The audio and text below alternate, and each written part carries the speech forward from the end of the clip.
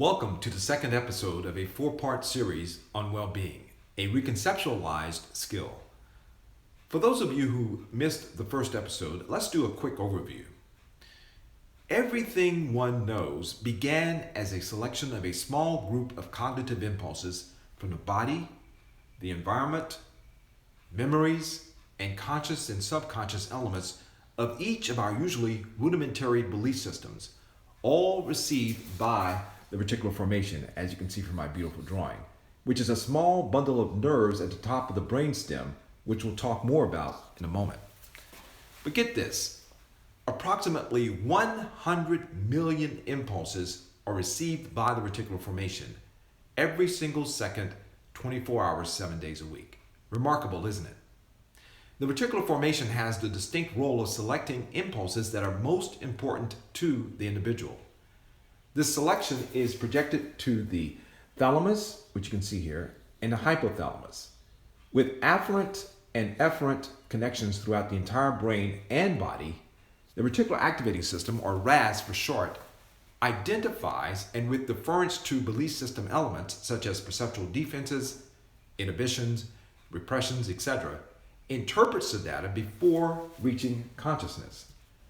Now, the laundered data, if you will, accompanied by relevant response impulses or an impulse, which if benign, unopposed, or if conditioned, will be executed. Or, on the other hand, will vie for execution, but only in those of us with newly defined inherent transcendent needs and faculties, of which at that point we can review and execute, veto, or alter.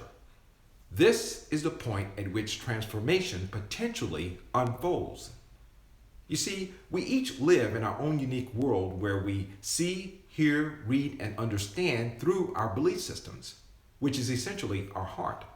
Again, as I stated in the first series of the first episode, I want you to ask yourself two foundational questions throughout this four-part series. The first is, why is it that some people are more vulnerable to life's slings and arrows while others are resilient? The second question is, how can we nurture this quality and promote more human flourishing to promote more resilience? Today, in this second episode of this first series, we're going to do a deep dive into why and how the reticular activating system can be trained to activate the body and mind in remarkably infinite ways. You ask, well, KJ, how can we train our Razz? Let's say we have the goal to stop smoking, remember names better, or spend more time with the family and kids. Any goal. From the power of beliefs, there are the power of questions, because questions determine your focus. The Razz is activated when there is an intent, a desire. What you are focused on is most real. That is the power of questions. Remember in school we were taught the 6 core questions, the 5 W's and the 1 H? Well, in association with these questions, there are 5 levels of transformation we must consider to get us from where we are to where we want to be. What are those different levels? You can see here the first is identity. It answers the question of who. The second, beliefs and values, the why. The third, capability, the how. The fourth, behavior, what are you trying to change? And the fifth is environment, when and where. So why is it difficult to change behavior? People are trying to change their behavior at all times. They want to stop smoking. They want to meditate. They want to go for walks or do something with their kids. But they struggle. And willpower will only take you so far. In the levels of transformation we just reviewed, the level above behavior is capability. This is where most people avoid putting in the deep work. It's no secret. If you do what's easy, life will be hard. If you do what's hard, your life will be easy, generally speaking. Yet, many of us procrastinate, put things off again and again and again. The question is, Do you have the skill set on how to do that behavior? Because there is what's called a competence confidence loop, that the more competent you get, the more capable, the more confident you get. Then you're more likely to do it. The more you do it, the better you get. The better you get, the more you do it. And so it is important to remember that the level above capability is beliefs and values.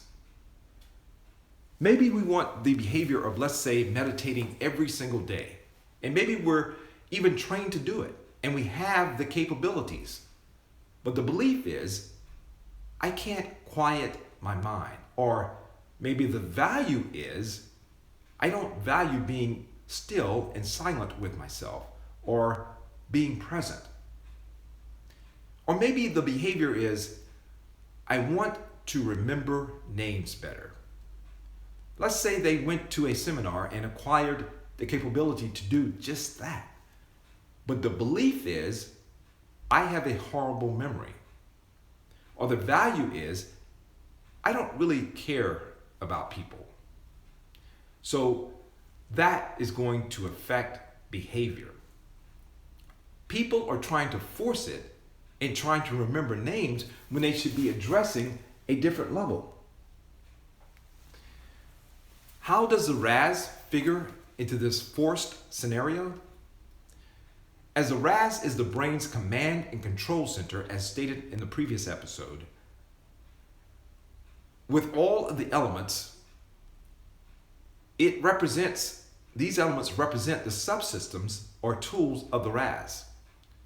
The functions of these elements include constantly contributing new sensory input and feedback to the Razz iterations, recovering memories, fleshing out the details of percepts, generating emotions, responses, etc. These functions are only enacted when generated by the reticular activating system and reticular formation iterations, or purposes enacted from thalamic consciousness through the Razz, but originating in the free will. Our best desires and intentions must pass through the Razz to be implemented, which unfortunately is oftentimes a torturous feasibility check, where they can be displaced. They just don't get done. In essence, our involuntary response impulses, whether or not they are assented to, are a Razz reflection of our social needs and beliefs and their concomitant desires and fears arising from our belief systems or our hearts. We experience the world through our hearts.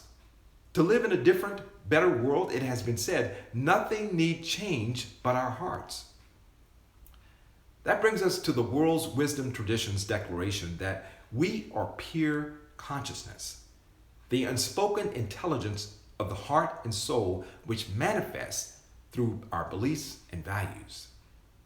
Our needs to exist, to love, and to know account for our motivations, as well as our faculties of imagination, conviction, and commitment. Faculties which, acting in concert, yield free will and account for all our phenomenal creativity. Ultimately, being aware of your life as a creative endeavor in and of itself is the secret to getting unstuck. That said, the Razz is best seen as an incredible organic cybernetic control system, sensitive to cognitive impulses from the social needs, the mind, the heart's faintest murmurs, the body, and the soul's needs and faculties, our spirit. It doesn't do magic, tricks, or miracles. No, but it can be trained to activate the body and mind in an infinite number of remarkable ways. But inordinately, our hearts are constantly stimulating the reticular formation with scores of unrealistic, irrational, incompatible, egoistic, petty desires and fears. With the Razz, like a computer, it's garbage in, garbage out. These concepts explain from a systems standpoint how the brain works in a variety of effects: cognitive dissonance, distraction, displacement, obsessive-compulsion, character disorders, perceptual defense, repression, the powers of the self-image, positive and negative thinking, etc., etc., etc. As we mature, most of our Razz responses, which include all of our emotions, tend to become conditioned responses. And it's much easier to accede to these responses with the attitude, that's me, that's the way I am. Too many of us get caught up in our thoughts, and we begin to think we are our thoughts. In our aforementioned desire intention scenarios of meditation and remembering names better, we noted a level above beliefs and values, which is the level of identity. It's like the two most powerful words in the English language, the shortest words, I am. Let's say someone wants the behavior to stop smoking, and maybe they have the capability to do it.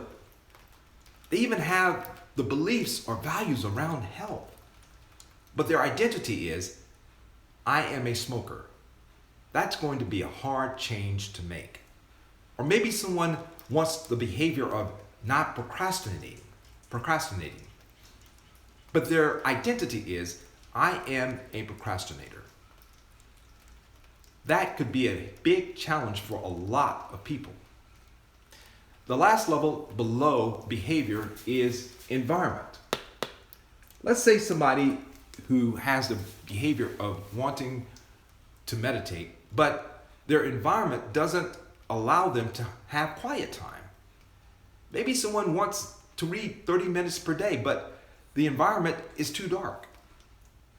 So when looking to make a complete change, whether it's getting people to read 3 times faster, remember names, to learn another language, to meditate, to start a new business, you've got to make sure all of these 5 levels of transformation align. Only then will you have alignment inside you, body, mind, and soul. My objective in presenting this body of work is to create value that adds meaning to your life, providing resources to help you make the changes you want to see in your life. I would love to hear from you. What behavior are you trying to change? What has worked or what has not worked for you? Stay tuned for the second series of a 4-part series on well-being, a reconceptualized skill. Until then, namaste.